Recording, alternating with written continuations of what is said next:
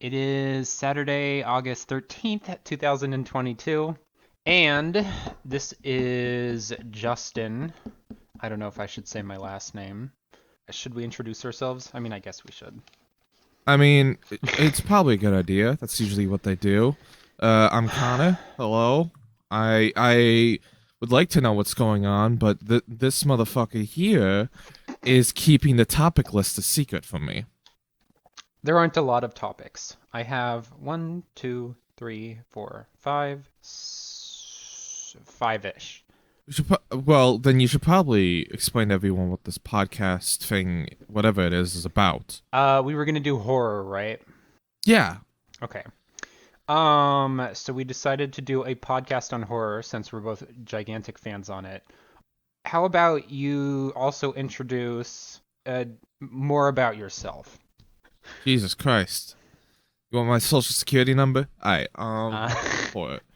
I guess I should probably list my horror credibility. hmm. So I mostly watch a lot of horror movies, like Your most people. your horror credibility is that you don't like The Conjuring. Yeah, that's true. I don't like The Conjuring. I don't like I kind of like that weird shit. You do. Usually the stranger it is, the more I like it. I think my favorite horror movie would probably be The Lighthouse. It used to be Silence of the Lambs, but I'm really locking in Lighthouse now. Okay, I'll let. Is that horror? I mean, It's like yeah, I think. it's psychological horror. Okay, yeah. I think it's more thriller, but I don't think that matters that much. Listen, I'm declaring it a horror movie. All right. All right. You're a computer engineer, right? Yes, Okay. I am. Right now I work at a company that's doing configurations for servers essentially. Apparently there's a horror movie chat room in that company. I don't know why. But I got in it and they were all just and I just recommended a bunch of like weird foreign movies and I think people won't talk to me anymore. Did you recommend Raw to anyone? I actually did. I Oh my recommended God. Raw. Raw is great. Raw Raw's a good movie. It's well, it's new French extremism, so it Yes. has all of that. Well, now you got to Um, introduce yourself. yes, I'm Justin. I am a computer science student. I'm still going to college right now. I'm unemployed over the summer, Don't and like sound so embarrassed. in about a week or two, I'm gonna go back to the dorms. Even though I'm getting pretty old. You can never be too old for college. I have a friend that's going back into school for nursing, and he's about hmm 30 something. Yeah, that's fair. I think there was someone who was 29 on my floor last year, so it's Yeah, it just that happens. usually at like 25 or whatever age I am, people You don't know. people usually have an apartment near campus or something like that. So, what's your favorite horror movie? You gotta tell. You gotta tell people. Show your Oh, credibility. Rosemary's Baby is my favorite horror movie. Big fan Um, of the director. no, I am not a big fan of Roman Polanski. He is like, what's the name of the Jeepers Creepers director? He's like the Jeepers Creepers director in that we don't talk about him, basically. Roman Polanski, for anyone that doesn't know, is currently living outside the United States to avoid any sort of retribution for Well, he was, doing. I'm pretty God. sure he was fully convicted of child molestation, and he's avoiding the actual, like, charges that were brought against him, if I recall Yeah, correctly. he Harvey Weinsteined a couple minors. Well, you're not wrong. And I have my top five favorite movies saved on my phone somewhere. Let me see if I can find that. But Alright, well he's yeah. okay, yeah, Rosemary's Baby, The Thing, As Above slash So Below, and a lot of people are probably going to be mad at me for having that as one of my favorite horror movies. If we do this as a thing, you need to have an episode on As Above So Below for Oh you. God. Because you were the only one running that wiki for a bit. Well, it doesn't exist anymore, which is depressing. I was thinking of getting in contact with Fandom Powered by Wiki or whatever it's called to see if they can salvage it somehow, because they might be able to, but at the same time, it's like, maybe not, you know? You're like probably the biggest fan of that movie. I'm like, I mean, I think Ryan Hollinger said that he thought the movie was decent. So I'm not the You only fan, but I am probably you the don't biggest think fan. it's You're right. decent though. You really like it. No, I do really like it. I mean, it comparably comparing it to like other found footage or like the general found footage genre, it's up higher than most movies, I think. I mean, it's not. I don't think it's a wreck. It's not as influential as Blair Witch, although I don't like Blair Witch that much. But I think it's a good movie and it's one of my favorite horror movies. All right, your turn. Uh, are we listing our top five favorite? God, Well, I just had the list on my phone, so I thought, oh, I may as well, mention those three. Perfect Blue is also on there, but I don't Perfect Blue know. is wonderful. More of a thriller than a horror movie. It's a bit Really good movie psychological. though. Yeah, it is. Okay. So you I go watched ahead. that movie for the first time when I was hammered, by the way, and I didn't understand anything that was happening. Yeah, I can imagine. Please do not watch Perfect Blue either drunk or high on anything. You won't understand what Unless you've the already seen hell it you're before. watching. Well, sober. I don't even know about that because there's a lot going on. Oh God, third favorite horror movie. Just say I've had first and second if you can yeah, like first and second would be Lighthouse, Silence of the right, Lambs. right. You said that. Oh Yeah, yes, you and love Silence of the Lambs. I love Silence of the Lambs. That is a It's a fantastic really movie. good movie. I've seen it get pushed back recently because a lot of people are referring to it as transphobic, but Oh, I can see that. It's definitely one of those tropes that probably shouldn't be used anymore, but I don't think if we it's talk about it, difficult to say. if we talk about it, I think I have some good defenses for Okay. it not being that way, but I I don't think want to go on a tangent. we can talk about we can talk about that on the episode with me talking about As Above So Below. If I can even get a word in when you talk about as above, so No, below. I haven't been like, I haven't been like obsessed with it since like 2016 or whatever it was that I was really into it. So I can't talk about it as much as I could back then. Um, so we're probably fine. And my third favorite would, if I had to pull one out of a hat, I just have to pick one because I don't want to spend too much time thinking about it. I would probably say my third favorite horror movie would be. Oh, there's a The lot of really Thing. good ones. The Thing is, yeah, I gotta say The Thing. The Thing is Okay. amazing. I just throwing you a bone there, I guess, because if you weren't gonna mention the thing in your like top five, I would be severely disappointed. And I'll just say four is Videodrome. Videodrome, Videodrome is good. I don't think it's in my top No, you're favorite more of a horror Fly movies. guy. I am more of a Fly guy, actually. The Fly, I'm trying to think of like the differences between the two. The Fly, it feels a lot more visceral because it's like his deterioration into a fly being.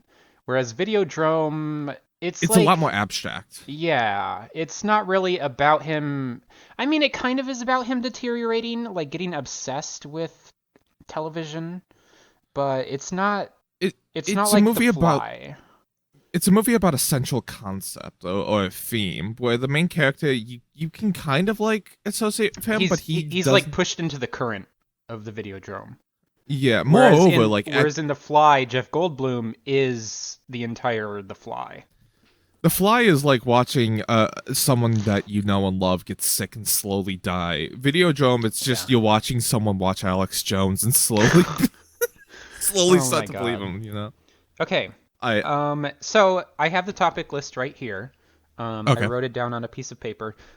This episode is Lovecraftian and Cosmic Horror, because you said we should do that yesterday when we Yeah, were I thought talking it'd be a about good doing this. first episode. So, the first thing I have is introduction and explanation of cosmic slash Lovecraftian horror. How about you go Okay. first? Alright. I think if we're gonna do that, we really need to explain who Lovecraft is to begin with. Cause Yep. there's been a lot of things going on about Lovecraft on the internet, especially the like memes about his cat. Um Well, I think they've which kind of died down recently, but people still mention it every once in a while. Yeah, and I think it's kind of important to at least briefly talk about who H.P. Lovecraft is, just to, get an image of this. Because at least when I was in high school, before I read H.P. Lovecraft, I heard his name, and that to me is like such like an old, like almost like Victorian name. I thought he was Yeah, like from like the 1800s or something. No, yeah, he's it like is a early really old name. 1900s. And he also Yeah, lived in Providence, which is a really old city. Well, yeah, actually, I'd have to double check Massachusetts, that, but I think. the New England area anyway is a really old area.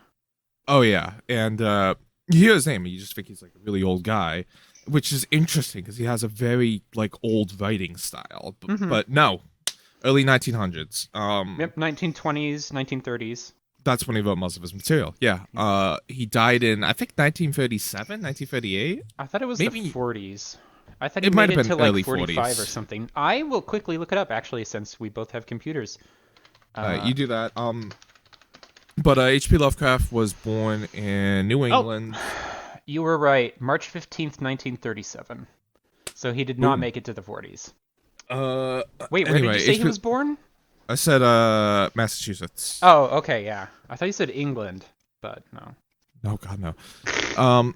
He was born like around the turn of the century, and grew up under a really controlling mother. Yeah. His father died when he was young, and because of that, his mother really was like just clinging to whatever family she had, and would essentially just keep him in the house. And I don't know if he went to a public school or if he was homeschooled, but he really didn't have any friends growing up. And his really only comfort was going up into the attic and reading a bunch of old books his like family just had up there, which a lot of it was just a lot of older books. Some of it horror. I believe he read Edgar Allan Poe, and a lot of it was also like astronomy as well. Mm-hmm. I'm pretty sure he liked Robert W. Chambers as well. That was what. Well, I mean, that's pretty obvious in Yeah. his work. And so he kind of grew up like really isolated and away from and kind of afraid of the outside world to a massive extent, which is why throughout his life he mostly spent his time in Massachusetts, in the Providence area, just because he was afraid of the outside world, which kind of led to his His writing. racism, which we kind of Oh. need to talk about. And his writing. So, okay. Okay, if we're well, first of all, let's, tie him into the word Lovecraftian before we talk about his racism, I think. So, Lovecraftian, how do I put this? Slash cosmic horror. The existential fear, I guess, of something greater than us that barely notices that we exist. To put it very, very in very simple terms, Yeah, and it's also lots sort of that. tentacles. Okay, that's not necessarily always it. I'd also describe it as sort of a tonal thing. A lot of Lovecraftian material is very bleak, and also is like if you try and Pessimistic. understand this sort of thing out there, you're just gonna go insane. Yep. Which ties into his upbringing, which is probably pretty obvious to anyone who is listening and heard about his upbringing. Very secluded, all of that stuff. And his dad actually went insane, right? Yes, he did. Yeah, you correct. Yeah, you didn't mention that before, but he did go insane. He was committed to a hospital, I believe, and Lovecraft. You can tell in his writing, like for the rest of his life, he was afraid of following in the same footsteps as his dad. That makes sense.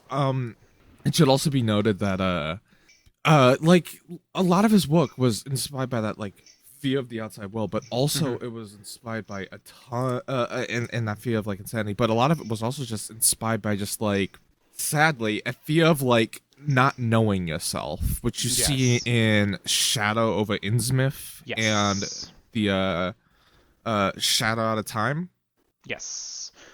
which Um, is unfortunately probably inspired a bit by his racism. yes. So tying that into his racism, The Shadow over Innsmouth, for those of you who have not read it, is a short Good story book. about a man who goes to a small fishing village in obviously the Massachusetts area, because that's where most of Lovecraft's short stories are set. Except for his, Almost all of them. I mean, I do have a collection, and there are a crap ton which are just anywhere, but most of his popular ones, at least, are set in the New England area. Save for Um, Mountains of Madness. yes, which is Antarctica. Yes. I haven't finished it. I did read a Oh, little it's bit of it. wonderful. And in Shadow over Innsmouth, eventually the spoilers, by the way. Yeah, spoilers are going to be abound in this episode. We're Um, talking about kind of what Lovecraft is and modern interpretation of mhm, him. You kind of need to understand a lot of the material that he wrote to mhm. sort of be participatory in the conversation. So there's gonna be a lot of spoilers. Yes. And to be fair, his stuff is old as hell, like a century old for some stuff at this point, I think. But anyway, in Shadow over His Innsmouth, writing style is even older, yes. The main character finds out that he is part fish person. And this is a very heavy-handed allegory for H.P. Lovecraft finding out that he might be a bit Welsh. which is real. He was Yeah, terrified at that. he was terrified of everybody who wasn't a white Anglo-Saxon Protestant, I guess, a WASP. Oh yeah. Was he? Yeah, probably. I don't need to He like look was it up. afraid of obviously black people, Hispanic people, Asian people, Yes. Jewish people, And uh, which is oh probably yeah, that last Italians one and is Irish. interesting because his wife was actually Jewish, which a lot of Yes, people do not know. his Um, wife was Jewish, and I will she barely say, put up with his shit. I will say, right before he died, he was starting to. It seems from his letters that he was starting to regret his overt racism. From what I've read of his letters, anyway. I think it's Um, also important to say that a lot of people might dismiss this as, "Oh, he was a man of his time." No, No, he was like extremely racist and xenophobic for the time period, which he is oh, it's tragic. There hmm were a lot of Lovecraft mostly talked to fans through letters. He was a very isolated person, and so we have a lot of like documents about like how Lovecraft thought and was, and the many letters from his friends being like, "Yo, you gotta chill it with the racism, man. hmm Like, you gotta calm down." yeah. Sorry, go Wild. ahead. Um, you mentioned his cat earlier. And I guess He didn't it's name the cat for the record. he it was his father, yes. He was not the one who named the cat. His cat was named N-word Man, and I am not going to say that word. I'm Hard not eye. going. Yes, hard R. Apparently this was actually common in like the 1800s, which is really weird to like think about. Like, I mean, like, This is my is there a cat is slur. yeah, is there a comparison for today? Like, I mean, maybe like in a British person naming Oh, their cat the T word, but I, um, I, I mean, like maybe cultural things, like eh, British people calling cigarettes fags. oh yeah, you're right. Well, anyway, and then there is a last little tidbit on his racism. There is a poem by him. Oh Uh, God! and I can't say the name of the poem because it's kind of disgusting, in my It's like on opinion. the creation of black people, isn't it? No, it's on the creation of N-words. Oh, even Hard R better. again. Um, a lot of people don't know about that one, which is probably the most overt example of Lovecraft's racism, in my opinion. It's heinous. It really It's it's is. it's it's a crime against, humanity, I guess. I was gonna say And once you, poetry, but then I'm like, you know what? It's actually worse than that. oh yeah, and once you understand that he's racist, like besides any of the themes he talks about, you could see that racism in a lot of his stories, sadly, Yeah. which makes some of them difficult to read. That isn't to Yeah. say all of them have it, but there's a good amount that do. Yeah, Like, I was reading Kadath the other day, the Dream Quest of Kadath, for those who don't yeah, know. And he describes the main character's abductors as basically Arabic people in a very uncouth way. hmm there's the case, not the case, sorry, the Herbert West v Animator, which is a Oh section God. which that story is all about trying to get like corpses like as fresh as they Hmm. can so that they can revive them and see if that the serum works. And there's a section where they rob a Yeah. grave and they get like a black guy essentially. And God, the description of him goes for 2 paragraphs, and it's absolutely disgusting. It's like Yeah. the main character talking about like seeing visions of like an African black tribal moon looking at his face. If you talking about how if he were to stand up, his knuckles would drag on the ground. Oh my It's like God. Jesus Christ. Yeah, that's one of the other terrible ones. And then there's the you did say the case, but Case actually Charles I don't Dexter think Ward. yes, Charles I don't Dexter think it has Ward. any. No, that one is about a guy who finds out that he's descended from apes and he burns himself alive, which is another miscegenation slash race mixing thing that Lovecraft didn't like. Yeah, he also hated race mixing, which is important for Shadow over Innsmouth because that is literally the theme of the story. Yes. It is. Um, Lovecraft wrote it as sort of a story about why race mixing is bad, which is extremely tragic, honestly. yes. So, of those mentioned, most of them are not his best work. And in that vein, what's your favorite Lovecraft story? Shadow, no, Whisper in the Darkness. Okay. I love that story so much. I still haven't read that one. My favorite Lovecraft story is the Dunwich Horror. And anybody who has the Call of Cthulhu players or investigators handbook has that story in their rule book, which is fun. Um, I, I think I want to state, by the way, we just talked about how horribly racist this man is. I think it's important to talk about how good his writing is. Because there's a reason people love his work, mhm. despite that. Because Lovecraft has this way of writing and describing where a lot of people sort of make this joke about Lovecraft's work where it's like, oh, you can't even imagine what you're looking at. You know, it's a horrible. You can't see it, you know? Mhm. And I think that's mostly been like that because that's sort of the main ending where it's like as bad as all the stuff is that you've seen, there's something you can't even imagine that's worse. Mhm. But there are like many stories where he's just describing what you're seeing in painstaking detail. Yep. My favorite example would be Mountains of Madness, where for 4 pages, he is having a scientist describe this like ancient creature, and it's fascinating. So he doesn't really try and like fake you out. He describes the details, why you should be scared, and then says there's something even worse out there. Mhm. And Yeah. he's got a wonderful writing style and a unique theme that I think has like even if his themes were born from ignorance, there's still a lot of fascination with them that I still have. They're still pretty interesting, at least. Oh yeah.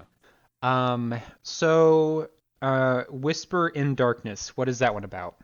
Whisper in the Darkness is it is a story where essentially I'm gonna try to cut this down because it's one of his longest stories. Mhm.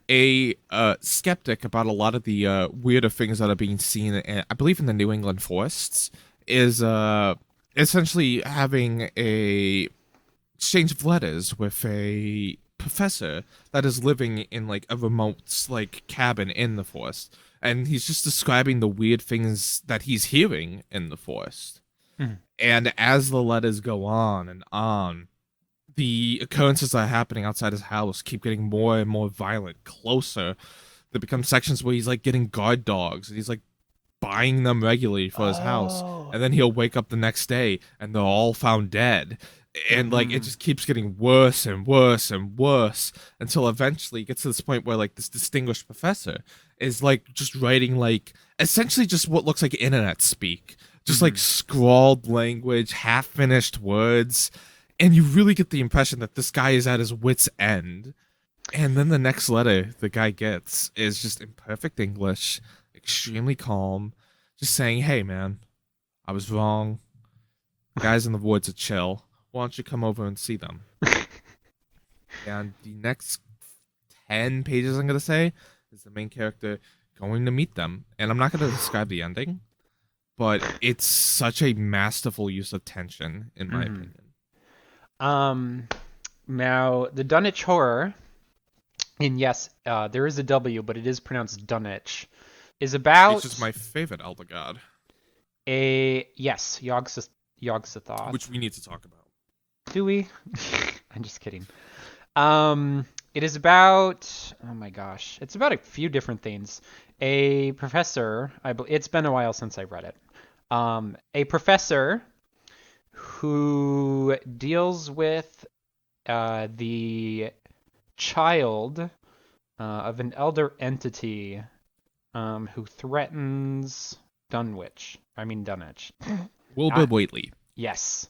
And it turns out that his mom had sex with Yog-Sothoth, I think.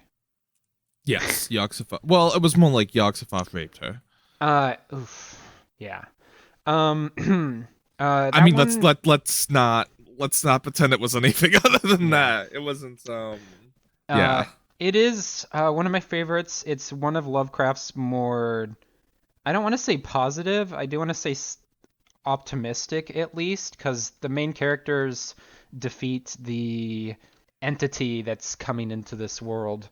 It's I don't kind of think any of like the main characters die. no, they all live, including oh yeah, I think Armitage is in the story, who is a pretty famous character, I think.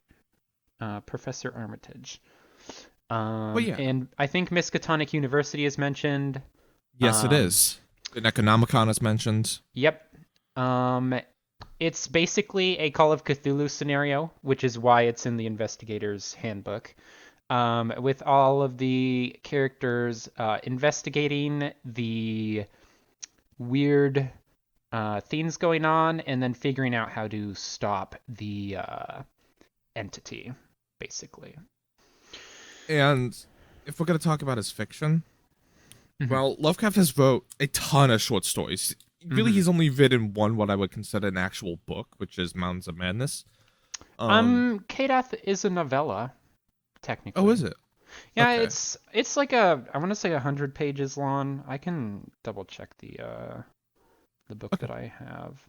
But a lot of the stories are that he wrote are short stories. But Mm-hmm. what's kind of lived even beyond Lovecraftian horror is his mythos, the Lovecraftian mythos, which needs to be discussed if we're going to be really talking about Lovecraft, Uh, because a lot of people, I think, have 114 a pages. fascination with it. 114 pages as a Yep. Dream Quest of Kadaf. Yep, the Dream Quest of Unknown Kadath. But this mythos is like super fascinating. It's interesting to Yes. know. And it should also be very much understood that there are different interpretations of this mythos. There's the Yes. original mythos, and then there's the expanded mythos. And then Yes. if you really want to be a purist, you can even remove the Yellow King Yep, and you can remove Hosta from it. Chambers. But the original mythos is all of Lovecraft's material, along with Robert Chambers' material, Mm-hmm. or Chamberlain's material, with Robert pair of W. reputations. Chambers. Robert W. Chambers with Yes. Pair of Reputations and the Yellow King. That stuff is officially canon. Mm-hmm. Well, yes. Well, yeah, Lovecraft and Chambers. Like I think Carcosa Love. and the Yellow King and all of that stuff. Yeah, because it's mentioned in Lovecraft's literature. Hmm. And people have built on this sort of mythos. It's called the Cthulhu mythos because it kind of centers around Lovecraft's story, The Call of Cthulhu, which is also the name of the RPG.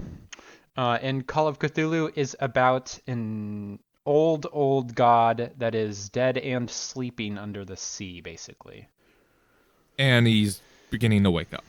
Yeah, well, he did wake up, but then the guy who was driving the ship killed him again, and so he's asleep again. Quote unquote killed. Yeah. Well, I mean, it's like Lovecraft put in his work. With strange eons, even death may die. Yeah. Um, But it's important to discuss this mythos because even though mhm. it isn't central to understanding a lot of his books, you see a lot of like things connected together. And the expanded mythos, which a lot of people which a lot of the things in the expanded mythos people really don't pay attention to. There's a lot of stuff that is kind of like mainstays, like the Hounds of Tindalos, Mhm. or I think Star Vampires also the expanded mythos. Um, I'm not sure. I think the Dole. Wait, am I thinking of the right thing?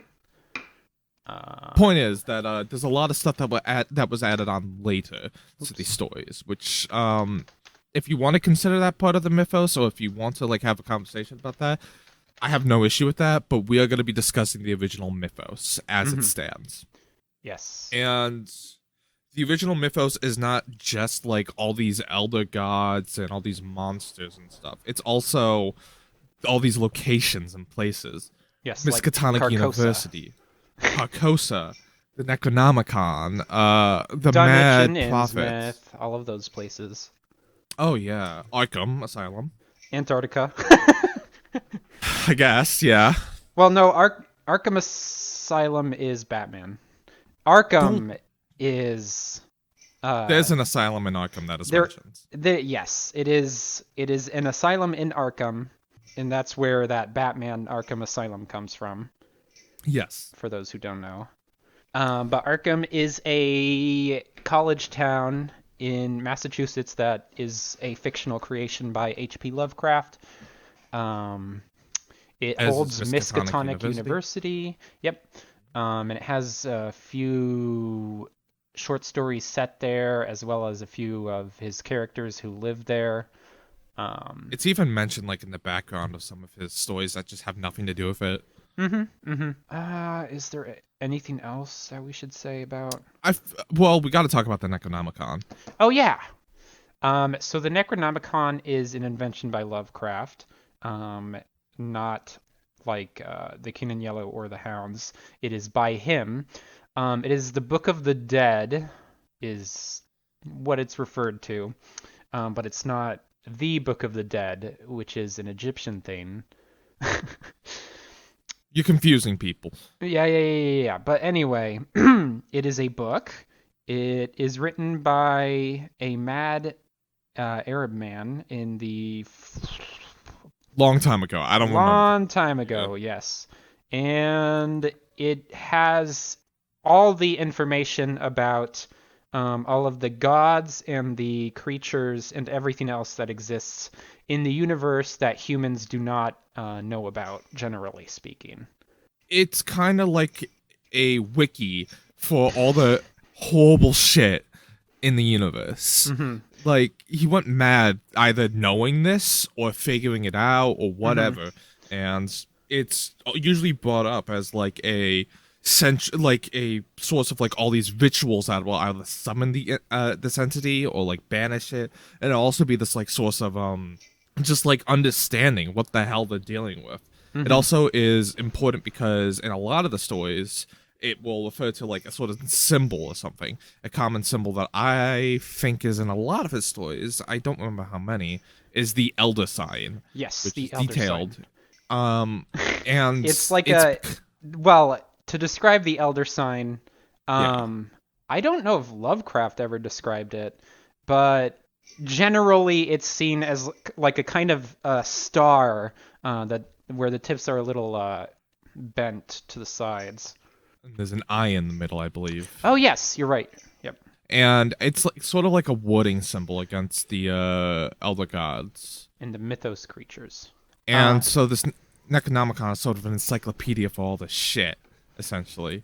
So, whilst you would think that's really helpful, and the main characters would just pull over that, the Lovecraftian like sting of it is knowing this information is maddening, and it's not just because like a. And that's really the thing that like a lot of people like make fun of that you mentioned earlier, like the if you read this book you go insane kind of thing. But it's more about like understanding that your place in the universe is very, very, very insignificant compared to these, creatures that, Azathoth, who's dreaming up the entire universe, and if he woke up, everything would cease. And Nyarlathotep, who is the mind of all of these gods, who likes fucking with humanity. He's a prankster. Yeah, he's a real goofball. He really is. He's a silly little guy. He's also the main antagonist of pretty much every other Call of Cthulhu RPG campaign or scenario. People use him a lot in those, and I mean he has like 100 different faces, and you only get to see some of them in Masks of Nyarlathotep. But yeah.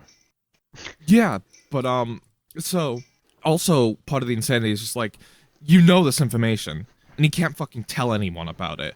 Almost all these stories it's just like you won't believe me, or it's like I tried to warn people and they just like die anyway because why the hell would you believe it? And so it's this isolation you get from it as well. It's this knowledge that just like everything you know is just like a veneer for you. And that you can't tell anyone about it. It's like if you were in the Truman Show, but none of the people in it realized it. That's a good way to put it, actually.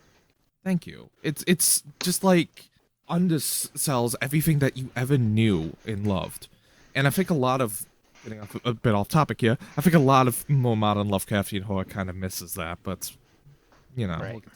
But yeah, so, that myth, so like when the Necronomicon is mentioned, usually it's just like you find what you need to know and then you put it back, or you just mention that the information's there and then you don't read it because it's not worth it. Yes. It's like being sucked into a rabbit hole of Wikipedia articles. It's like going on TV tropes. Oh yeah. Okay. I think that's a pretty good primer for cosmic/Lovecraftian horror, don't you? I think we should discuss the actual mythos. We described the Necronomicon, which is the wiki. We kind of did. Well, the mythos is like the whole collection of all of this stuff. Yeah, it's the hierarchy and the relationship between all these gods. You have Cthulhu, who is on Earth under the water, in his impossible city. He is not necessarily a water god, though. Keep that in mind. Yes. He just lives in the ocean. Yes. The water god thing is Dagon. Well, Dagon is a high priest of Cthulhu. Yes. And so is Hydra. And I think the two of them are like kind of interlinked like that. I think Hydra might... No, Hydra's in the original mythos, right? I think so. I'm pretty sure she is.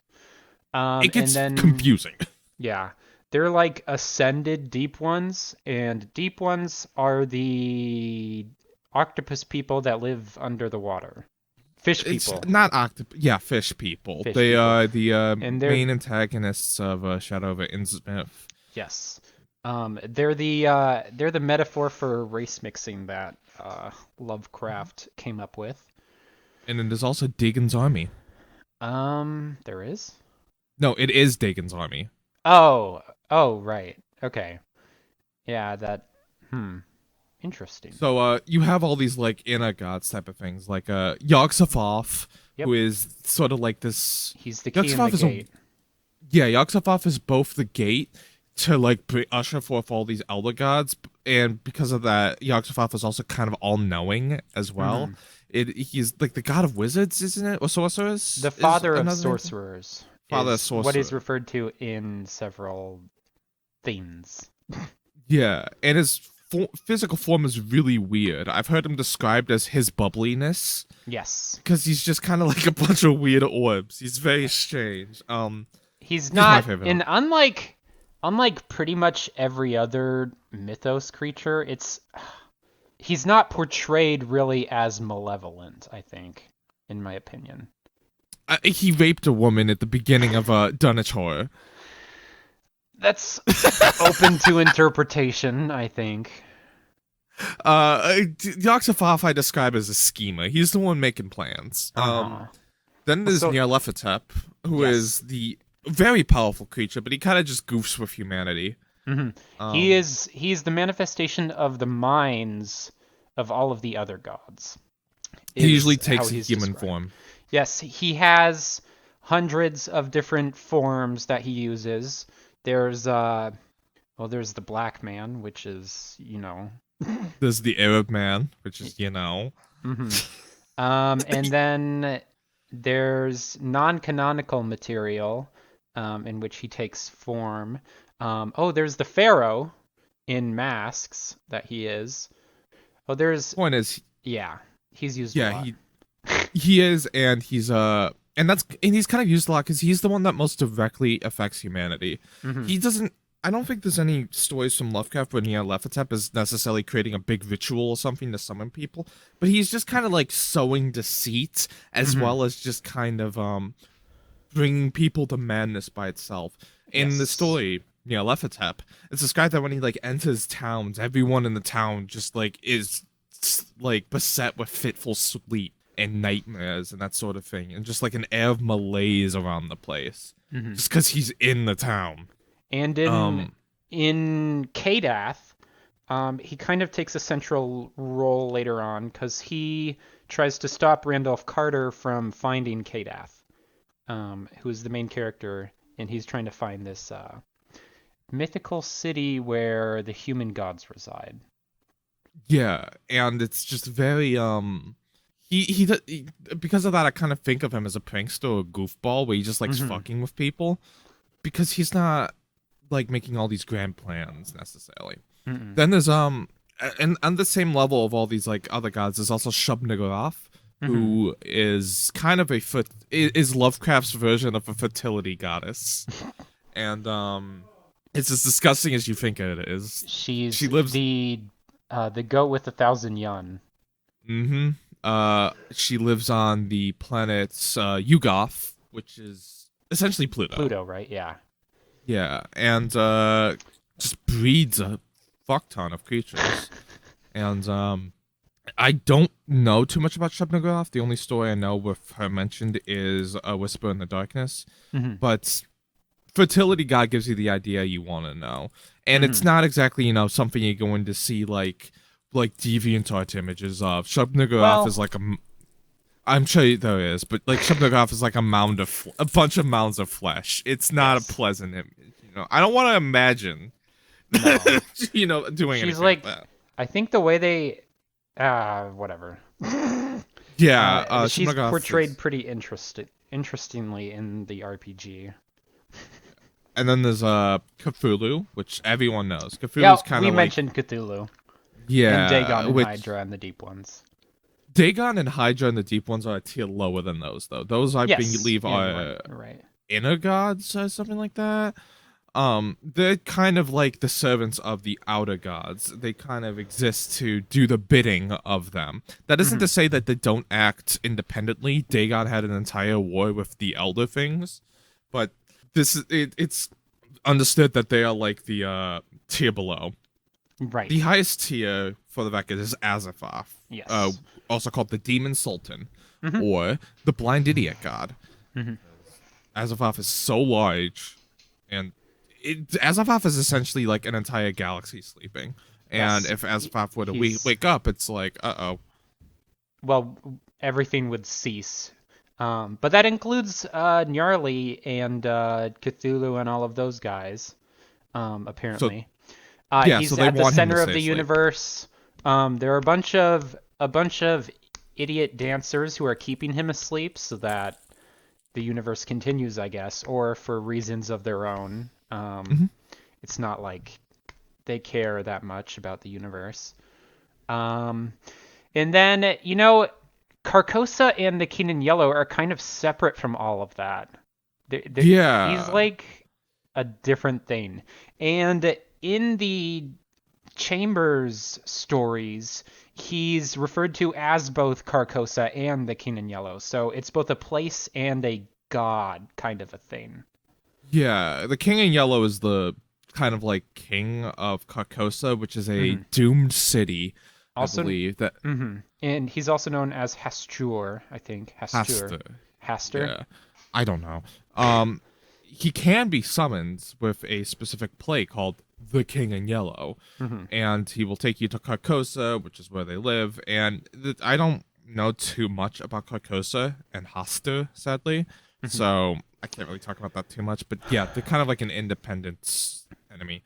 Yes. I think it. The play The I think King it. in Yellow is it's kind of one of those fiction within a fiction kind of things. You read it, you don't necessarily go insane, which a lot of people misunderstand, but you do easily become obsessed with it, and that can lead to insanity. Hmm.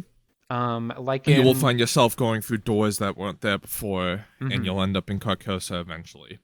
And then in the Chambers story that is not directly about the King in Yellow, I can't remember Which the name of weird it. one. The It's Repairer of Reputations. yes, that one's directly about, kind of directly about the king. That one is, it basically Very unreliable strange. narrator. He thinks he is the heir to Carcosa, basically, Which may or and may not be true. which may or may not be true, indeed. Um, and he gets put in an asylum at the end. And then I think it's suggested he dies of a heart attack or something. Good, because he's not a good person. Yeah, um, and but it's there was another story in The King in Yellow, which is the collection of short stories that includes the Repair of play. Reputations. It's in like the square that's in a lot of that story in Paris, where a guy falls in love with a girl, and at one point they're talking about the King in Yellow play, and they're very interested in it, and they're trying to understand it, but it's not the central like point of the story. Yeah. And just to go back to like the mythos, it's also kind of interesting just to note. Just as a side note, usually you could tell a lot by the mindset of the cultists by which gods they worship. Mm-hmm. God, like cultists that worship Azathoth and want him to wake up are complete nihilists. The Yeah, gamers. They want everything to disappear. they're also Um, fucking insane, yes, they are the most far gone out of all of them. and The that's Cthulhu, well. Azathoth doesn't really have a lot of cultists, and that's yeah, because it's just you are praying for oblivion of yes. all things. Mhm. Cthulhu cultists just want to bring the old ones back. Uh, I guess it kind of depends on the Cthulhu cultist. The Um, Yogg-Sothoth ones want knowledge. yep. I don't know any Nyarlathotep ones, but I'm sure they exist. Yes.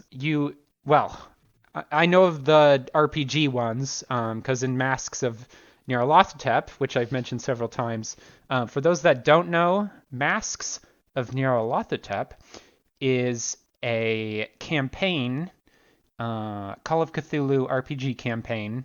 It's basically a world trekker. Is that what they're called?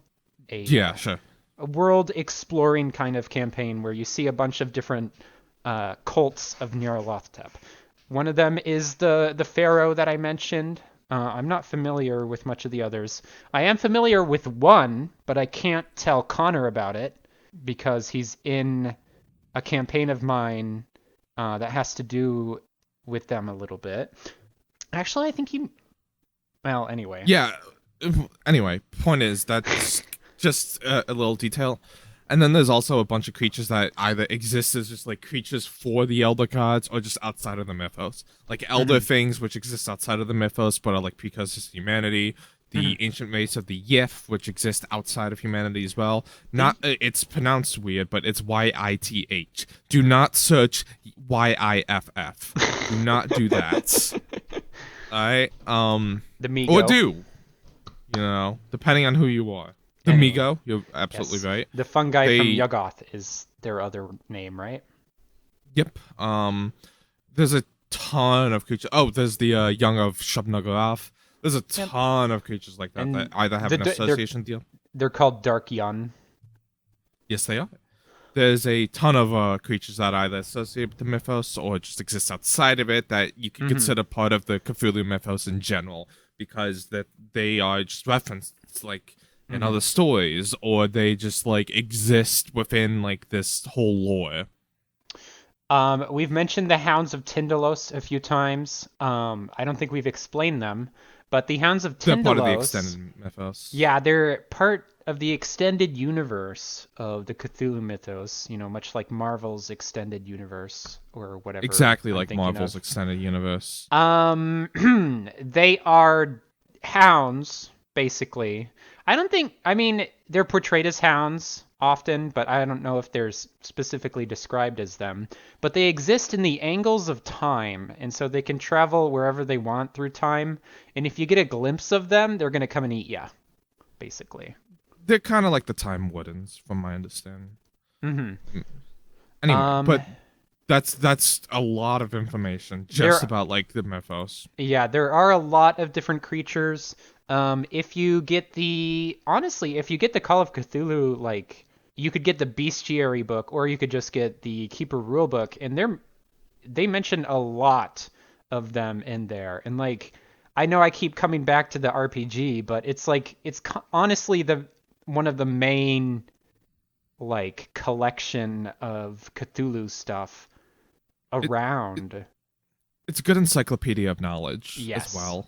We could talk for honestly a ton more hours just about all the Lovecraft stories, but we kind of need to move on about like the modern interpretation of Lovecraft, which is kind of what I want to talk about. Yes, and that's But partially the other topics I have written down here.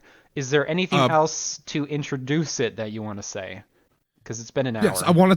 I wanted to quickly say very quickly, anyone that hasn't read Lovecraft that is just looking for a singular story to read, I think we should just recommend a quick story. If you want to know a ton about the mythos, Mountains of Madness is a necessity. Mountains of Madness is often considered his best by a lot of people. It's It one of is his good. longest. It's very good, and Hmm. it includes a ton of lore about all the different elder gods and what happened on Earth beforehand. Now, So I would say Mountains of Madness, but you have to get used to his writing style. if you want a short one, let me think. There are a few short ones that can introduce you to everything. I guess the Call of Cthulhu is probably the I'd say best that's a short longer one. story. It's kind of a longer one, but it's not as long as Mountains of Madness or as long as Kadath. But it is a shorter one that introduces you to all of that. You could also do Dunwich, like I mentioned. Those two are probably my main recommendations. I will say Innsmouth is like another huge one. It's not his best, in my opinion, though. It's Yeah. okay. And the subject matter is a bit, the meaning behind it, I mean. Yeah, I will Which we say, mentioned. and if you just want a short story to get introduced to Lovecraft, not necessarily the mythos, I believe Lovecraft's favorite story that he wrote was The Music of Eric Zahn, which is Mhm. very good. And the other one I would mention is The Outsider. Both of There's a those are like 10 pages. yeah, there's another pretty short story called The Horrible Old Man, which isn't too bad. It's really short and quick. It's another Lovecraft story. And then, I mean, there's the festival, I guess, but I don't think I've read that one. I know it's like 2 pages long. There's, I can't remember it. I can't remember the name of it. But there's this one where these people are like trying to pull someone out of the water, like with a like inflatable life thingy or whatever it's called, lifesaver, I guess. So there's a bunch of people on the beach. I think it's called the beach actually. So they throw a rope and the inflatable thing at the end to somebody out there, I think.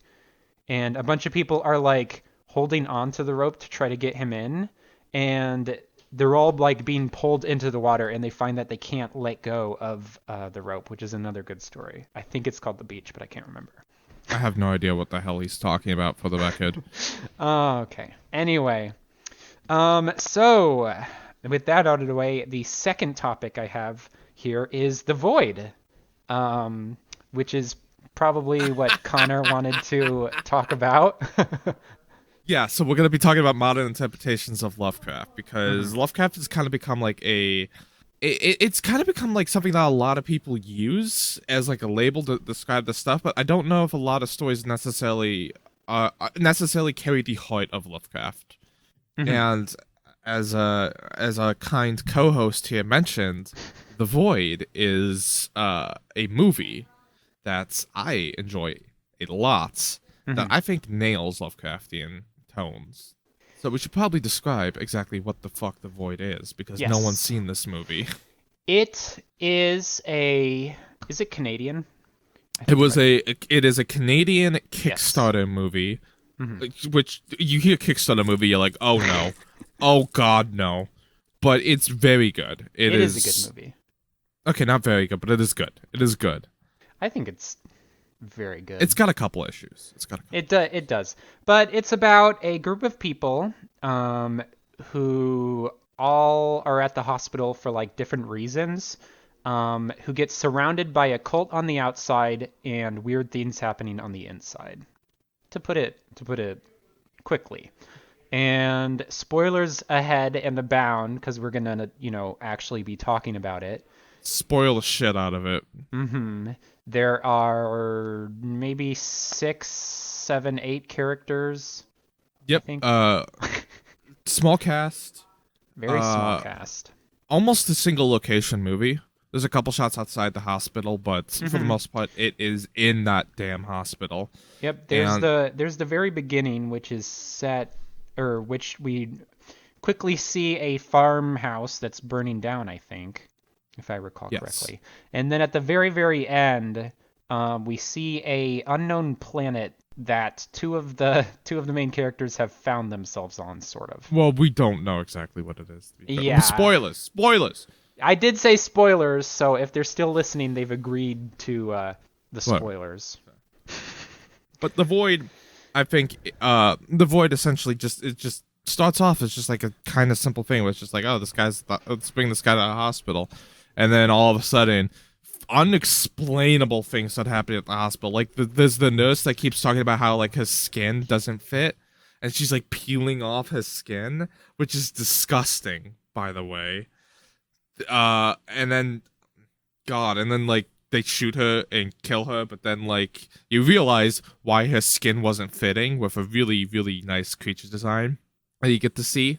Um, and from there, it's just like worse and worse things that are unknowable happen. A bunch of cultists stand outside, and they all have like the same symbol on their face, which is just a triangle. And it just like they get deeper into the hospital to try and like rescue this one nurse that was trying to get medicine for a pregnant woman that's there, and they just go through rooms that weren't originally there in the Hmm. hospital and realize, oh god, there's like weird creatures there. Oh god, the lead doctor's been experimenting and shit because he went like stir crazy because his daughter died. Holy shit. Hmm. Uh, And then, oh god, all of the dead are coming back to life. and then oh god, the pregnant woman is pregnant with a monster. That. Oh yeah. Well. Oh yeah, yeah, yeah, yeah. It's like that giant. It's like that giant color out of space thing. That's yeah, and I don't want to go through like a point by point of the movie Hmm. necessarily, and honestly, there's not too many plot points, but it nails Lovecraftian because of a few select things that I think are really important. Number one, you get almost no answers of what the fuck the triangles represent, what Hmm. the fuck the creatures are, Hmm. where the fuck the ending of the movie is, what gods there are if there are Hmm.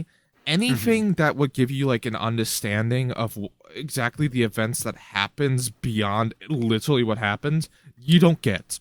Hmm. And Well, it's you not like they don't have you answers. do get that little monologue by the main antagonist, but he doesn't really explain much. except which is it's like he uh, says a lot, but none of it really explains anything, you know? it's his reasoning. Hmm. So there is like a understanding that there is like something going on, that there's like a logic to this by this character's like explanation. However, uh it's just kind of like not knowable to us, and it's not meant to be knowable, Hmm. which is key in my opinion to Lovecraftian. The fact Yes. that there's worse, that there's some like reason behind everything that you're never going to understand, and you shouldn't. Hmm. That's one. I think let's see. So, oh yeah. There's kind of a weird additional plot point with the two guys who were burning down the farmhouse who come in. There's like something to do with his mom, I think. 'Cause one's the dad, one's the son, and his presumably his mom is dead. That is, I don't think that's really explained that much, except the dad starts hallucinating her near the very end. Yeah, you don't And fully understand the motives.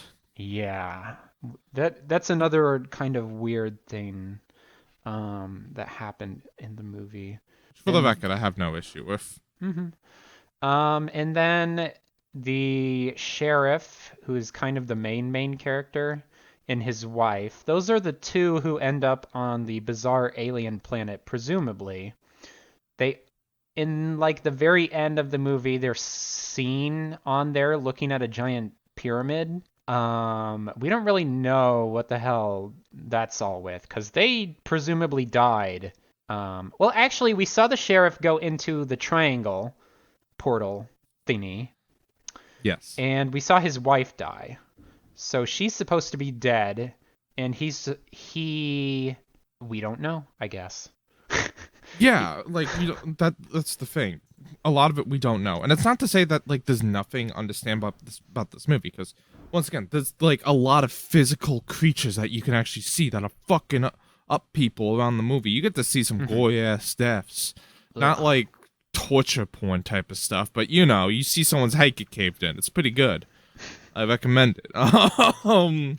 If you like tentacles, you will like this movie. For the record, which is not necessarily a Lovecraftian thing, but you know, it's fun to watch tentacles just embed themselves in some guy's face. Mhm. So yeah, it's like I think the Void nails it, because like it's not only got like this like unknowable like fucking like overarching plot that exists, it's also got like the fact that there's just the Lovecraftian like creatures that exist and that are just like the tip of the iceberg of horrible things. There's Mhm. like a realm that is ununderstandable, and it's all symbolically represented by this like one shape. Mhm. I think the Void nails Lovecraftian. Yeah, I think it does a really good job of it. Especially as you said, in not really explaining everything to you, just giving you the antagonist's motivations. And for the record, The Void is not a perfect movie. I have a couple issues with it. I think it's a bit slow at the beginning. Some of the character decisions can be a bit weird, and there's some conveniences that can be a bit annoying. But Mhm. I kind of love this movie. Um, I'm not sure entirely what I think of the additional two characters who come in, the ones I mentioned earlier, the dad and the son. I'm not sure what I think of them exactly. Because on one hand, they do kind of seem like a weird B plot or whatever it's called. But on the other hand, I mean, it's not like it has to the plot doesn't have to go exactly how it doesn't have to deal only with the A plot the entire time. So, um, I don't know. Yeah, I I do I did like the very end when the girl and the guy are the only two left and they see each other and they immediately run up to each other and hug and they're like, "Oh my God, is it over? Is it over?" I do like that part. That's a good part. yeah. Um, The girl's a bitch, sadly. hmm? That girl you're talking about's kind of a bitch. Yes, she is kind of a bitch. To be fair, um, I mean, look at the situation she was in. I mean, fair. And And she was then, just showing her boyfriend like pictures of degloving while he's like in the hospital for some reason. oh my Which, if you god. don't know what degloving is, that's like when you like the skin on your hand just gets like torn off. Ugh. Yeah, she's just showing him photos of that, and she's like, "Hey, look at this," and he's like, "Don't show me that." It's like, lady. Wait, I mean, were I they? do that, but I'm not a good person. And then I did like I did like the scene where we find the body of the sheriff's wife and she had quote unquote given birth question mark. It's yeah, that scene is really interesting. There's like a whole like if you like body horror, this is some body horror shit going on. Like Mhm. the like she was kidnapped, brought to the basement, and then she was forcefully impregnated, and we don't see exactly like the results of that. We just know that like when the main character goes and like sees what the fuck happened to her, he mercy kills the fuck out of her because Mhm. Jesus Christ. Her I would her like her abdomen is open and there's I think webbing everywhere. yes. Um he hallucinates kind of presumably that she's given birth normally, and then he also sees that she hasn't, which is one of those weird scenes. It It's fucked. is fucked. Okay, I think we can move on to the next one, the Yeah, next the topic. void. I don't know if we. It's not worth going through like a scene by scene analysis Hmm. or talking super deeply about it, but there's a lot of good shit in it. I did mention the monster from The Color Out of Space, and that is our next topic. I wrote down Good The Color movie. Out of Space versus the short story. So, for those of you who don't know, The Color Out, or I think it's just Color Out of Space, right? Might be. The 2019 movie is a Nicolas Cage movie because he's in it, and it is about a meteorite crashing into a family's farm, and it emits a strange and perplexing color. And that's just off the top of my head. Yeah, the color isn't understandable to human minds because Yes. it exists outside of that spectrum. Mm-hmm. It's a It's also in spoilers for Color Out of Space. If you haven't seen it, then you should I stop recommend listening it or something. personally. And it's a decent movie. The color is alive. It's like a living organism kind of thing, which is an interesting like concept to deal with. Mhm. It's a living thing, and it both can't exist in our world, and we can't exist in its world. So, Hmm. so it starts to slowly fade away as it's tearing everything around us apart. Hmm. Um. It is the and I think it should be mentioned. The movie is different than the book. It takes a lot of Hmm. creative liberties with it because the book structure doesn't really lend itself to To a a movie. movie. I don't Yes. think. So the short story is a bit different. It's about researchers from Miskatonic University who go out after the meteorite has landed. They take part of the meteorite, or they either take part of it or all of it. They go back to Miskatonic. They look at it a little bit, and then when they come back, all of this shit has already happened to the family. I think, if I'm remembering it Yeah. correctly. I think they visit them actually 3 times. The first time Okay. was like, yeah, sweet meteorite landed. It's like, all right, let's take a look at it. All right, that's weird. And they start researching it. Then they're like, we need more samples. They go back, check on the family, and get more samples. And it's like, wait, hold on a second, man, Did. you got like an awesome growth spurt of all these plants because all the plants Hmm. look because a bunch of farmers, all the plants look super engorged and extremely good, you know. But they're looking And really weird. yeah. And it's just like, oh no, but yeah, they're going well, but they taste like shit. They taste like dust and stuff, and it's like, oh, Mm-hmm. that's not nice. That's disgusting. Mm-hmm. And then, but it's like whatever. And then they go back and they realize, oh shit, the color is like degrading. It's gone. And then they go back to the they go back to the farmhouse, and it's fucked up. And Mm-hmm. the color kind of like mutates like matter and such in just like a horrible way, and the family isn't nearly what they used to be. There's a Mm-hmm. reference to like a thing in the attic that is not good. I'm just gonna say Yes. not good at all. Yes. Uh, the whole farmstead is dead, and the well that the meteorite landed in is just like empty. The meteor's gone. No Mm-hmm. evidence that it was ever there. Um, whereas in the movie, we focus a lot on the family. This color starts to kind of permeate their lives and like take over the farm. There's just a lot more emphasis on them. There's also that weird hippie character that they added. Yeah, I which think that was a creation for the movie because I don't remember that was. in the There's story. just a guy living in the woods that's like very hippie. That's like, you gotta be with nature, man. It's awesome. Mm-hmm. He's just kind of strange, and he kind of also serves as just like, he kind of serves as the best explanation for what the color actually is, Mm-hmm. which isn't a actual explanation. It's more like just saying shit, you know. Mm-hmm. Yeah. Uh, And then I want to also say that the color also has kind of more of a it has more of a sentience about it in the movie, because like there's a scene where like the youngest child is like whistling at the well and says that the thing oh in the well is yeah. the man in the well, I think, is talking to him.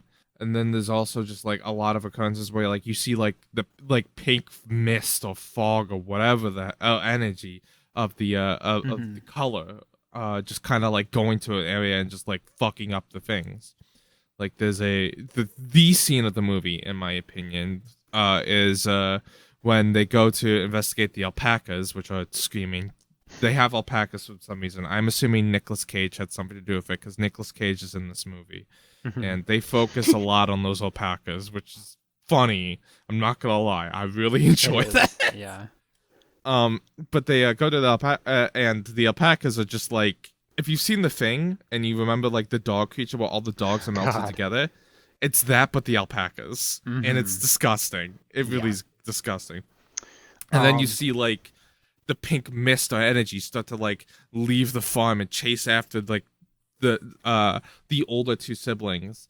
And then the youngest kid trips, and the mom goes to hug the kid, and the mist envelops them and like Mhm. fuses them together in like the most disgusting way possible. Yeah. And that becomes the thing in the attic. And the scenes with that happening, where it's like the mother son thing just like fused together, is absolutely wretched and horrible, Uh-huh. and it's the best part of the movie. Mm-hmm. Yes. There's also the It's witch girl, which is annoying, honestly.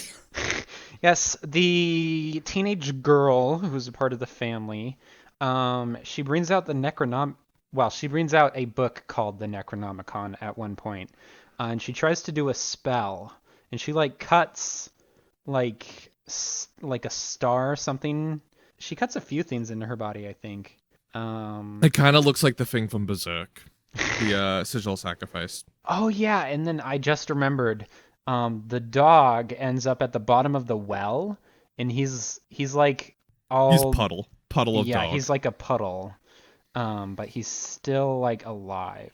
I think, um, I think that it's suggested that it's digesting them when it does that.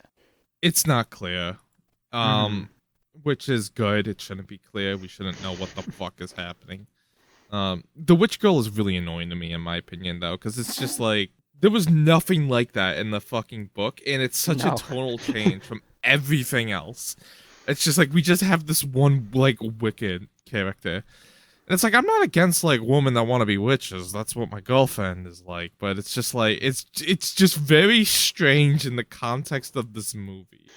And Yeah, even though it separates a significant amount from the book, I think it carries on the spirit of the story really Yeah, well. yeah, I think so. You've got the weird organism sort of thingy. You've got the color. Which is You've got the unknowable. family getting fucked the fuck up. Um, You even have the inspector character, yeah, you do which have Ward. is a main character. Yes. He ends up being the narrator at the very end. When he monologues something that I can't remember. Yeah, Everybody dies except for him. Actually, the sheriff does get killed at one point because he gets brought in to check on them. that's right. He gets killed by like one of the fucking like creatures created by the color. Yeah, by like a tree or something. Yeah, that's right. That was a great scene. That was weird, Um, but yeah, it was and fun. it was fun. I think it's a solid movie. I think there are a lot of problems with it, like the kid trying to go into the well to get the dog. I thought that was kind of dumb. Yeah, Um, he and was then kind of stupid. And then, as you mentioned, the witch kind of stuff was a little weird. I don't know why they included that stuff.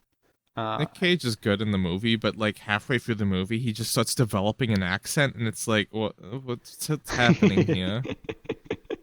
uh, It's mhm. very weird. He just starts um, talking in a specific way. and then the way he deals with his wife and child fused together is a little weird because he's like angry at them for going up to the attic and like trying to deal with them, and then later when his daughter gets threatened, he comes back up and he shoots and kills them. It's a really kind of bizarre, Inconsistent, yeah. inconsistent like characterization in it.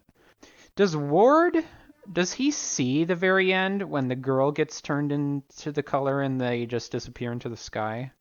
He was Yes. okay. And then I think the entire house has been leveled, right? Yeah, whole thing, all evidence of the color is gone. Hmm. The I think the biggest problem with the movie is the director beats his wife. Oh, really? Who Richard was Stanley, the filmmaker, director for Color Out of Space, was about to make a different Lovecraft movie, hmm which there's been millions of things about that. Like, tons of different Lovecraft movies have been trying to be made. Color Out of hmm Space is. I'm actually amazed that one was made, but Yeah. you can look into what is his name? Spanish filmmaker. He made Pacific Rim, Devil's Backbone, Oh, and Guillermo del Pan's Toro. Labyrinth. Yeah, Guillermo del Toro has been trying to make a Mountains of Madness movie for about 20 years Oh, now. really? I didn't know Mm, that. If you look into, I don't really have time to talk about it on this podcast right here, but Del Toro just has been trying to make this fucking movie, and he keeps being rebuffed by like just producers that want certain things in it. Like they Hmm. want it to have a happy ending. They want there to be a love interest. They want like someone like Tom Oh, Cruise I as the think lead. I think I've heard about this. I remember reading something about that kind of stuff, but I didn't know it was about Mountains of Madness. Yeah, it was about Mountains of Madness, and it's really a damn shame. That is a But shame because yeah, he's such a good director. yeah. But yeah, Richard Stanley. There were allegations from his like wife's blog that he beat the shit out of her, and now he's suing like a publication called Deadline for libel for Hmm. like basically saying that he's a wife beater. Okay. Uh, so he's not making any more We movies keep because of that. we keep running into these people, it feels like, when we talk about this stuff. Does It's it almost like Hollywood kind of attracts sociopaths. Yeah, a bit. We've got we've got that guy, we've got Roman Polanski, we've got Jeepers Creepers guy, and we've Jeepers talked Creepers about 2, all of by the them. way, is the We've most kind of unintentionally gay movie. we've kind of got Lovecraft because he was just, The director of Jeepers Creepers is Victor Salva. is he in jail or is he awaiting something? I'm looking for it right now. Mm. That's something about how he served 13 months of a 3-year sentence for child pornography, which 3 years for child porn, it seems very, Light? yeah. I wonder what the min and max are for that, if there are any. Min should be 80 years. Yeah, probably. Anyway, point is, oh my god, what was the convicted child molester wrote child molester?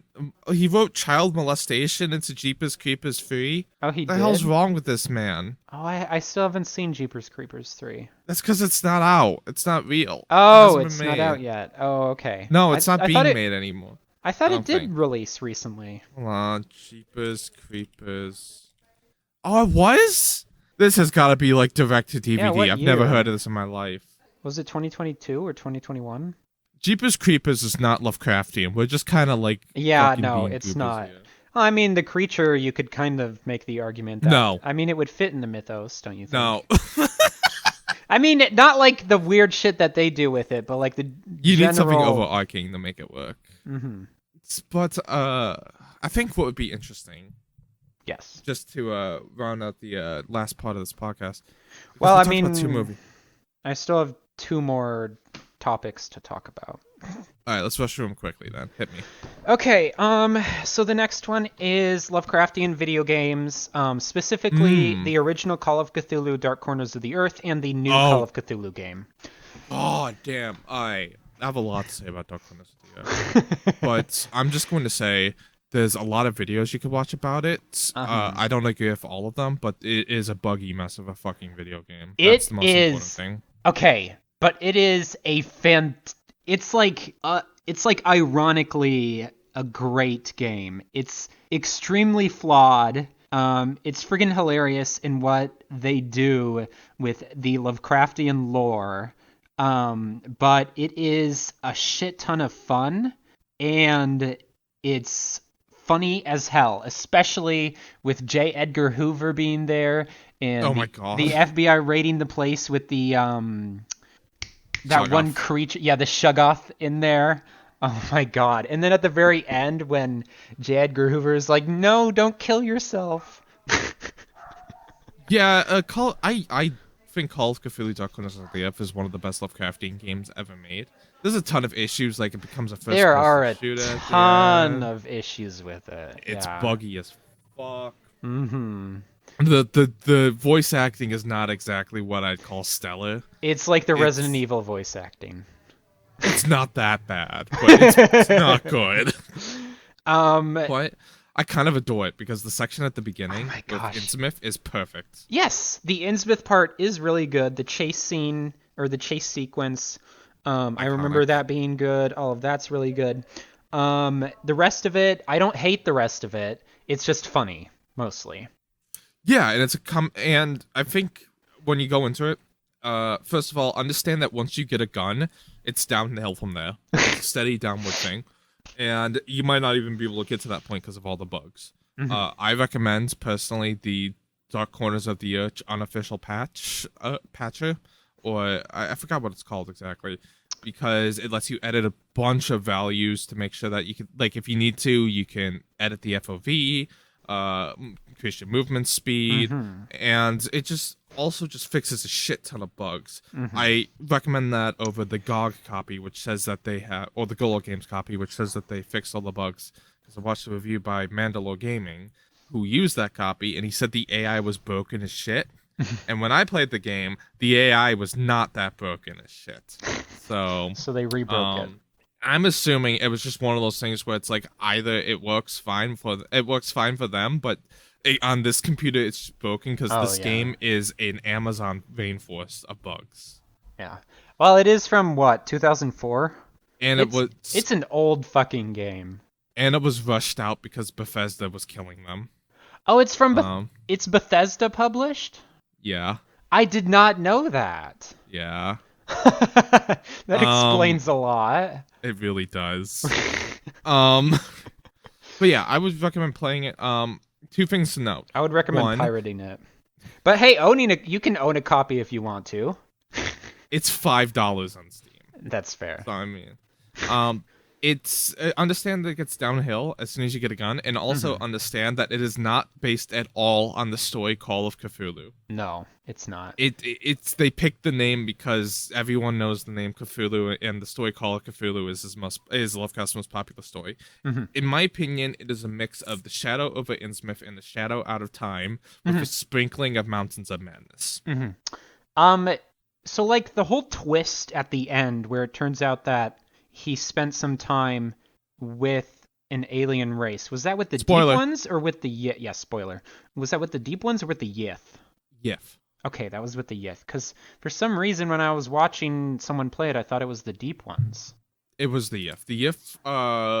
The explanation for why he can sometimes see outside of his body, as well as the fact that he spent a bunch of years just lost to time. Oh. He had his consciousness swap with a Yif, and I think his dad had sex with his mom, impregnating her when he was possessed by the Yif. Yeah. That's I right. think That's right. Something like that. mhm. And So and that's where the shout out mm, of time comparison comes from. comparably, the Yith are pretty cool in my opinion. You know, Yeah, the Yif aren't bad guys. They're just kind of hanging out. I mean they do commit a genocide every thousand of hundreds of thousands of years because they Yeah, but they're swap already extinct. yeah, they swap all of their brains in with the new race. Oh yeah, oh wait, would that be a spoiler for a scenario? No, that wouldn't be a spoiler for a scenario. So off topic, but related to the Yith, in the have I mentioned the semi-new um campaign slash scenario book I got called it's about the King in Yellow Ripples from Carcosa. I actually know that one. Oh, you do. Are Mhm. you aware of the Heir to Carcosa background information? No, I am not. So a Yith ends up on Earth, um, spends some time with humans, finds another Yith, um, and they find out that the Earth is kind of doomed because of Cthulhu. And they're like, you know what? Humans aren't that bad, so we're gonna like give them technology to live on the moon or Mars. That's like the It's kind of background silly. information for the final scenario. I do think it's a little silly, yes. And I don't think that. I mean, the Yith are not exactly that benevolent, if No, they're they're more interested benevolent in at saving their all. own base. Yeah, they're kind of self-preserving kind of thing, and that's probably one of the reasons why the final scenario is disliked by a lot of people. Anyway, Yeah. New Cthulhu. Yeah. So, new Cthulhu video game, I don't like at all. There's Woof. elements I like, but the problem with it, I like how it's its own thing. It's very much its own Mhm. thing. It's very, very similar to Shadow over Innsmouth, but it is not the same story. Mhm. Which is nice. I enjoy that. I like it a It's lot. it's inspired by it. Yeah, there's a lot to enjoy narratively about the game, but as a game, it falls flat on its fucking Excuse me. stupid face. I liked it. Okay. Um, I mean, I don't think it's perfect, obviously. Let me think. I don't like the. Okay, spoilers for the new Call of Cthulhu game. I think it came out in 2018. I do Recently. I do not like the what they did for the Shambler. I mean, I liked the sequence and I liked the painting thing, but I do not like how it looked. I prefer the way it looks in the Keeper rulebook, which I've already mentioned to you.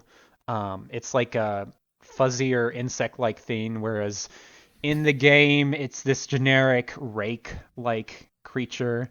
Are you familiar with the rake? Of course I am. Okay. For those Looks who like don't know, a it's like a white human kind of creature, cryptid. looks like an anorexic girl that's mad at you because you insulted My Chemical Romance. Um, maybe ambiguously gendered. Okay. Um, I'm sure I'd appreciate being called that. and then what else did I not like? Oh yeah, it was sad when Bradley died. That's not a bad thing. You're No, just saying you're sad. yeah, that was a sad part. I was like, what? No, what? Come on. Howard. The whole zombies thing, was kind of Yeah. Yeah, that not was the biggest yeah. fan, but I mean, it's at least partially an action game. What are you gonna do? I thought the asylum sequence was okay. Not the worst part of the game. I No, the thought worst part the of the game was playing it. I thought the endings were interesting. I think I've only seen two of them. Um, I liked I liked the character of the painter. No, wait, the girl. She's the painter, right? Yes. Yes, Okay. she's the painter.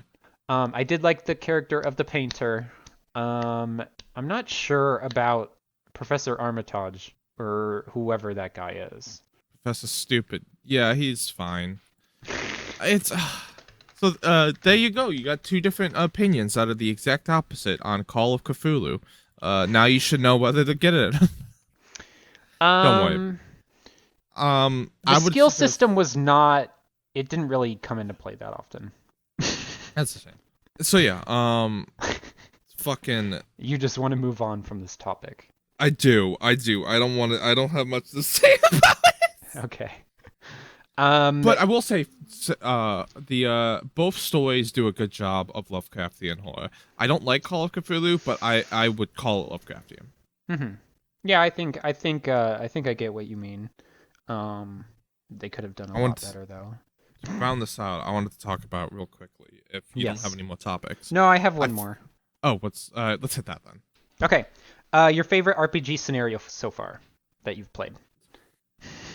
I've done two. No, no, no, no, no, no, no, no, no. Okay, so you've done Dancers in an Evening Fog, which is the London scenario for Horror on the Orient Express. You've done Les Fleurs de Mal, which is the Paris scenario for Horror on the Orient Express. You've done Crimson Letters. You've done The Haunting. You've done This is what he does to me. you've done the Lausanne scenario for Horror on the Orient Express. You've done the Blood Red Fez. That's 6 scenarios. Two of them, admittedly, are not very interesting. Um, I guess I like but Lausanne the most because I like opposite Lausanne. Dreamloads. Oh, spoilers Yeah. for Horror on the Orient Express, by the way. Dream Lausanne, yes. I don't really have much to talk about on this subject Really? though, because we're still in the middle of the campaign. Right, right, right. Okay, so between Crimson Letters, Blood Red Fez, and The Haunting. It's hard to say because Crimson Letters, I literally had no paranormal encounters. Literally, That's right. Your saw character nothing, didn't see anything. which is hilarious. uh, I'm actually gonna say that just because that can happen. You can just literally see nothing and just think everything was normal. Kind of like you guys kind of got through Horror on the Orient Express up until Lausanne without seeing anything. And you could have seen things if you had pushed in certain ways or picked up on certain clues. You could have seen some questionable things, but you kind of avoided it until you got to Lausanne and you met the Duke. Anyway, I don't really have much to say on that subject. I'm sorry. Okay. Plus, Crimson- I don't know if it's necessarily a good podcast topic. What, the RPG? Well, it's specifically talking about our campaign. Oh, okay. Well, anyway, I really enjoyed the Blood Red Fez. I thought that was a really good scenario, and you can actually completely divorce it from Horror on the Orient Express, the campaign in general, and you can play it on its own, and I think it holds up still. And then Crimson. I'm gonna skip over Crimson Letters because you already talked about it. Sure. And The Haunting, it's the introductory scenario for Call of Cthulhu. Like, it's a classic. Haunted Fair enough. house. Go to the haunted house. Get murdered by the Killed. ghosts. Yes. Yeah. Okay. All right. So, I got one last topic, really. Okay. I'm pulling it out. I'm taking a hold of it. Yeah, that was my final topic. So you go ahead. I wanted to ask, and I think this is kind of important because it might really enumerate our distinction between Lovecraftian horror and just like big spooky men. What is something that is often called Lovecraftian horror but you don't think is? Ooh. Because I have strong Honestly, opinions on this. we could both just say tentacles and leave it at that. Yeah, that's a huge thing.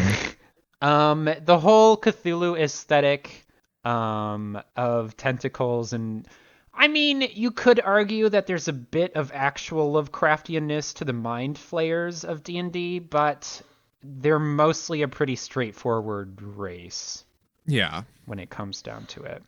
I've heard Um, people describe the Reapers from Mass Effect as Lovecraftian. That's no. I'm not I'm not very familiar with them. I'm pretty sure they end the universe or something, right? They wipe out all sentient life because all sentient biological life because they were programmed to answer the question of solving the debacle between biological and synthetic creatures always trying to kill each other, and they couldn't find an answer, so they just decided, let's just kill everything and reset the system when a new species starts to rise up. I wouldn't call that Lovecraftian. I think it's adjacent because it's got the whole. It's kind of an existential threat. It sounds to me, but I'm not sure if I'd outright call it cosmic / Lovecraftian horror. Yeah, the thing about Lovecraftian that really is the thing is I think a lot of people see like a big like god, a big evil god, and might call that Lovecraftian, but I don't think that's the way to. But that's not really what it is. Lovecraftian is about tone as well as just sort of like isolation as well. It's a lot more than that. Oh, Isolation is huge. that reminds me of something that is very Lovecraftian, and I'm pretty sure you've played it. Barotrauma. Barotrauma is, I call it pretty Lovecraftian. Well, I mean, do you know the like lore behind it? No. Okay. So the radiation from the surface of Europa is seeping further and further into the ocean, and they have to keep going down further and further and further to avoid fucking dying. But you can't just keep going down forever. Oh, yeah. So there's a faction that believes that they should join up with these creatures that thrive off radiation and try to make a kind of human hybrid kind of thing. And then there are the other factions, which are, the anarchists, the dictatorship, and the fucking juggalos. The Clown honk mother species. cult. Yeah. They're not. I know. What's funny I'm is that fucking- they're not even evil. They're just like weirdos. Anyway, They're just goons. I do think that's a Lovecraftian kind of concept. But yeah, it's there's a lot of things that I think people call Lovecraftian that just aren't, such as that. Yeah. I'm gonna just open up the Lovecraftian tag on Steam. Hold on. I was about to mention that if you look at the Lovecraftian tag on Steam, it's like, okay, no, let's be a little bit Top realistic seller. here.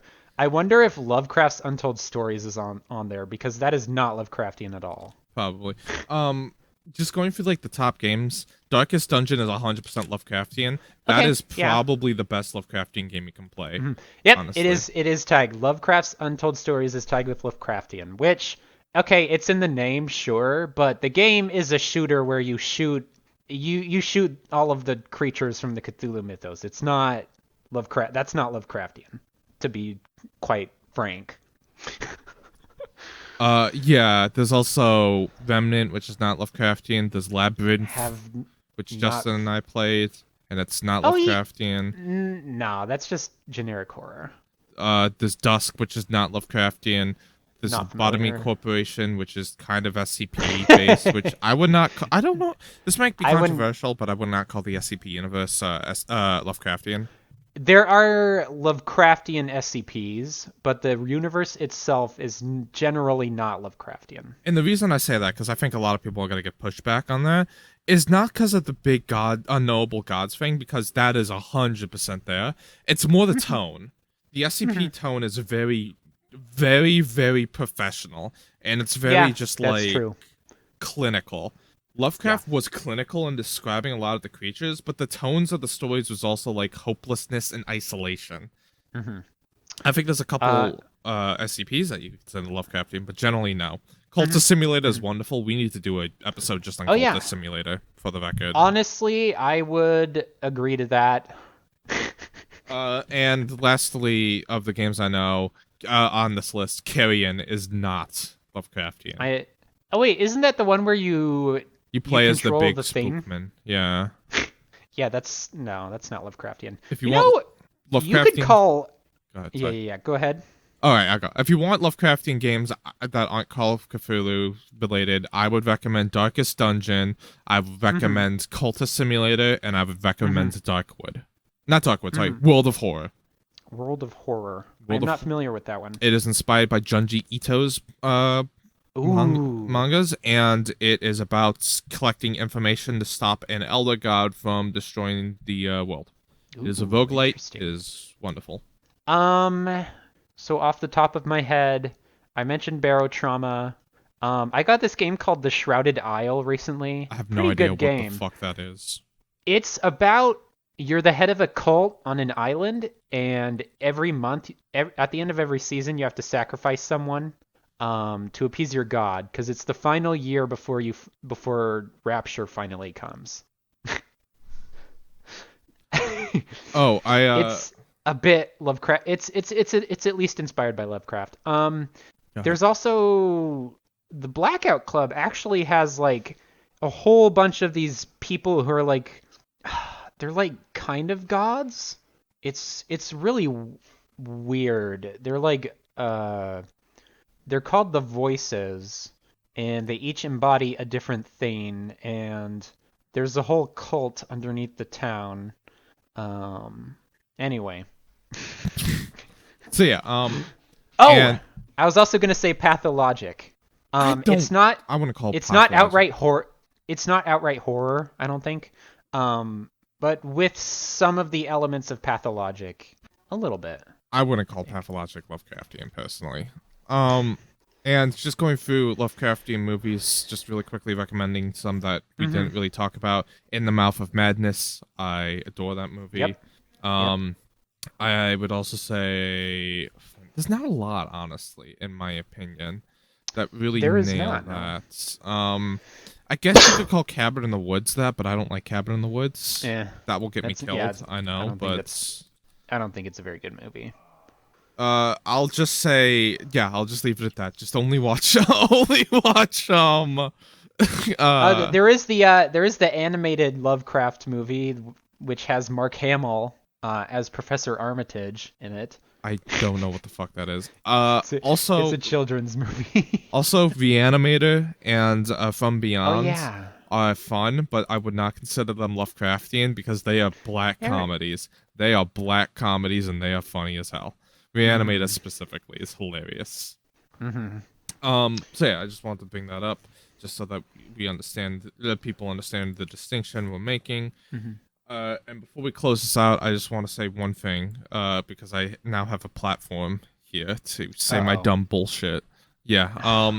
So there's a popular YouTuber that made a video about Lovecraftian horror and what he oh. considers it. And in the video, I think he came out as bisexual as well. This is important, I promise. And he talked about how, in his opinion, the people that really get to understand Lovecraftian horror the best are like queer people that have to like constantly hide this thing about themselves and like that other people don't understand and shit. And I say this from the bottom of my heart as a white bisexual male that is still closeted. No. No. You don't agree with that. That is a shit take. That is a piss take. That is awful. Get rid of it. I will have to think about it. I'll come back with an answer next time. I just wanted to say that. I wanted to say that. And I just need to get it off my chest. I don't want to talk about it too much. You know, okay. I know I keep bringing up shit. My God. Twin Peaks. No. Yes, I think Twin Peaks. It's got the entity. It's got the what the fuck is going on. It's got all of that shit. Don't you It's think so? Lynchian. It's different. Lynchian is a different Okay, tone. yeah. Okay. We'll go with it's Lynchian Because it's instead. Mark Frost and David Lynch. Okay. We have talked for too fucking long, and I think this is Yes. unlistenable. About 2 hours now. People like long form shit. I like long Yeah. form shit. Hopefully, this has been extremely unfocused though. Perhaps in the future we'll try to focus Yes. this a bit more. We spent so much of our time just introducing Lovecraftian slash cosmic horror. Which I think is actually important. Mm-hmm. We could probably continue talking about it next time, but we'll figure out what the topics will be for our Yeah. next Um. fireside chat that we have. Yeah. Yeah. And if you just enjoy this as just background noise, I don't think either of us will cry about that. So. No, I would love being background noise and not just as a ghost. So. Yeah. Did you? Okay, uh, that was I. We did. Do we have a name for our podcast yet? Dicks and shits. I don't know. Oh my God. That's gonna. Well, I Yeah. guess I this don't isn't think going that'll on work. YouTube. I guess this isn't going on YouTube because I we'd already be said fuck, and I demonetized. said like Oh yeah, other you're right. things. You know. Um, well, I mean, we will still put it on YouTube. We'll just mark it as for adults. Um, I think we'll probably put it. We'll find some way to put it. Oh yeah, yeah. There's Spotify. Wherever you're Wait. listening to, we have put it on it. No, wait. um. I was thinking of SoundCloud. We can put it on SoundCloud. I don't know what the whole deal with Spotify is, so you probably do. You'll have to figure it out. That's god damn it. All right. So why don't instead of us rambling about stuff that no one needs to hear about, why don't you fucking close us out? Okay. Thank you for listening to Connor and Justin. If you were listening, if you weren't listening, fuck you. He doesn't It mean was that. good.